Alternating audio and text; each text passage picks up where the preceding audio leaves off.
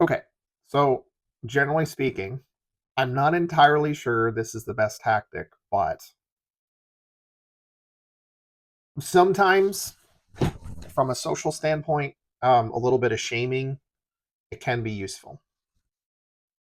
It's probably best done in a little bit of a mocking way, a little bit of, you know, joking around. Um, if you can manage it, maybe turn it into a more of a conversation. Um, so it can be kind of a joke, something along the lines of, what do we call people supportive of the destruction of America and the world at large? I'm glad you asked. Here are some suggestions. LCLs, that stands for Lost Cause Losers. PDPs, pedophiles defending pedophiles.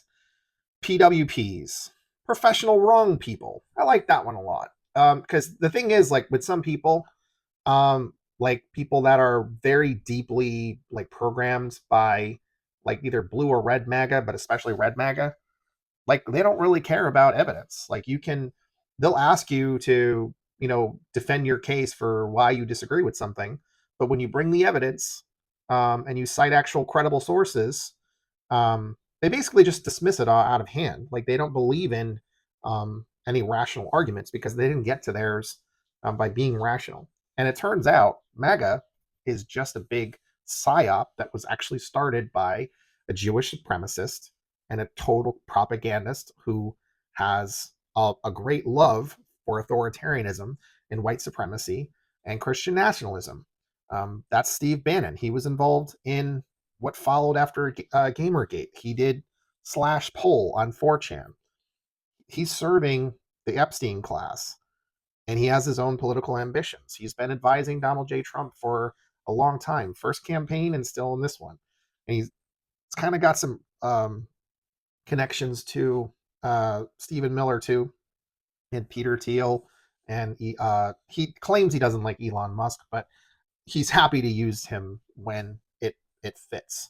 So there's that. The other one I like is LSLs, so losers seeking legitimacy.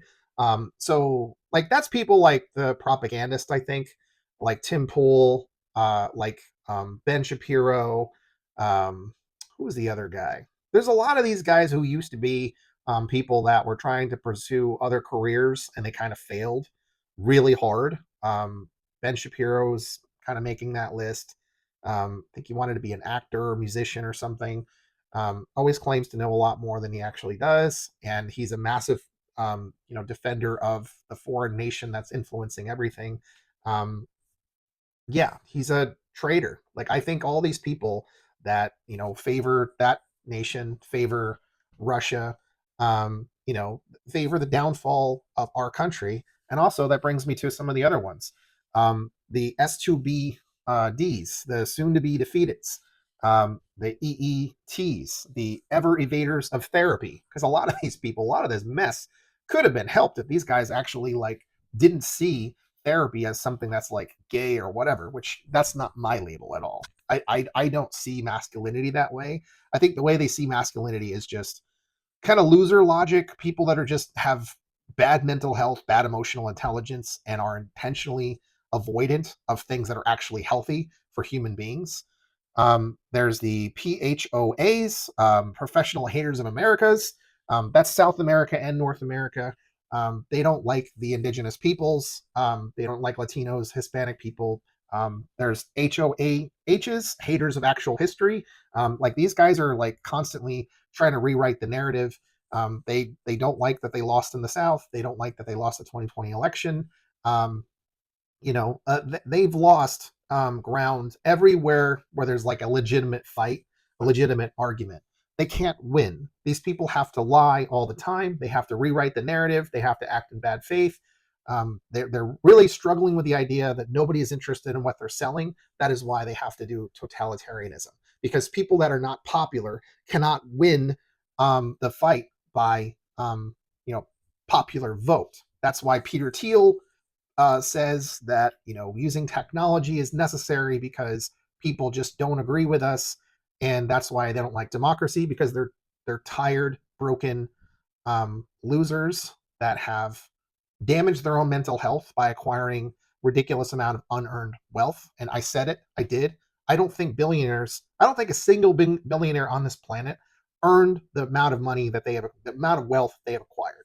They did it on the backs of many other people that are more talented than them, better human beings than them, people that got trapped in a system that rewards the worst of us, because the system has been designed to serve the Epstein class. And I think we should break that. And this country has constantly interfered with better systems.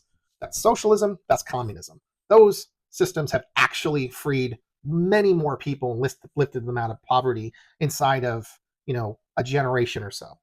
And that's the truth. Capitalism is threatened by socialism. Fascism is equally threatened by socialism and communism because they are naturally opposed to one another. Communism thrives on the ideas of community and that we're all in it together. Fascists rely on dividing us all up. Socialism is the kind of same way. Just imagine like all of us actually having more ownership in the things that we contribute to, instead of it just being extracted by a small group of people who want to rule over us. Socialism just means that we all, more of us, get a say in how things are done and how things are distributed. That's it. That's the simple version of it. So what do you think? Which one do you like the most? And, I don't intentionally want to mock people full stop. I want to pull people over. But for the people that are not interested, I think they should face ostracization in society. I think they should lose some of the, I think they should face some friction and not be allowed to access the things that they took for granted that were built on collective works by all of us. They don't just get to pretend that they get to sit on the top and take, and tell all of us that, F you for your collective project, but gimme the gains that we all built together. That's why I think that taxes are not theft. It's just the cost of having a functional society. It's not free. They say no, there's no such thing as a free lunch. Yeah, no shit. Do you know all the work that went into preparing just like a simple sandwich? Like if you're involving meat, you have agriculture, animal agriculture. You have the wheat production that was necessary, and the flour production, like all the ingredients. There was a lot of hands involved and distribution and all of it. None of that just poofed there. We build society together. So stop making dumb arguments. And when people make a dumb argument, just ask them some follow-up questions. How'd the roads get here? Where the hell does the money come from? How do we get the rules around making sure all that stuff is safe? It didn't just happen. That was a collective project. Just because you don't see it, you didn't see it from start to finish, doesn't mean it doesn't exist. That's a common thing with right-wing people. They're like, I only believe in what I can see. But they don't even pay attention to things that they see. They don't even ask questions about what they see. And also, it's silly to say, like, it's like baby brain stuff, literally baby brain. Like, it's like object permanence. Like, just because I didn't see it doesn't mean it didn't happen. Kind of like the right-wing version of racism doesn't exist because they don't even know what to look for. And white privilege, it's the same thing. Like, just because they don't see it, they don't get it. Like, ignorance is not an excuse. Because you're ignorant, it doesn't mean that thing doesn't exist. And white privilege is the ability to, right now, to look at what's going on and say, I can't take anymore. I don't get involved in politics. Well, lucky for you, huh? But when it comes knocking down your door, you're going to wish you had paid attention, and you're going to wish you were in the fight with the rest of us from the beginning. Like many people like me who have been saying forever, we have serious issues with social justice. We have serious issues with criminal justice. None of this bullshit serves us. So many people are serving billionaires and not the rest of us. I wish we had a functioning democracy, but it doesn't look like we do, because the people that get elected keep not serving us, and they keep super serving corporations that are crushing us all, and the Epstein class. That's just the truth. So let me know your thoughts. And again, I am not trying to insult people. I'm just trying to let people know that supporting this stuff is strongly discouraged, and there's reasons, because they're using violence against all of us. And it's dangerous, and it has to be stopped. It's an existential threat to life on Earth, quite literally. Like these people, we have billionaires that literally want to check out of society. They're building bunkers and all this other stuff. And they're building mass surveillance system. and trying to make it very easy for all of us to disappear if we are inconvenient. It'll come for you. It'll come for you. We have people now that are being hidden when it's necessary. We have neighbors standing up for neighbors. We have people exactly like Anne Frank writing in their diary about the horrors that are happening outside. Don't pretend this is about legal anything, because it's not. You cannot afford to let your ignorance rule you right now. It is time to wake the hell up and step the hell in. Lean in. Resist. Fight for something better. That's what I'm doing. That's what you should be doing. And yes, I'm giving you a kick in the ass. Look within yourself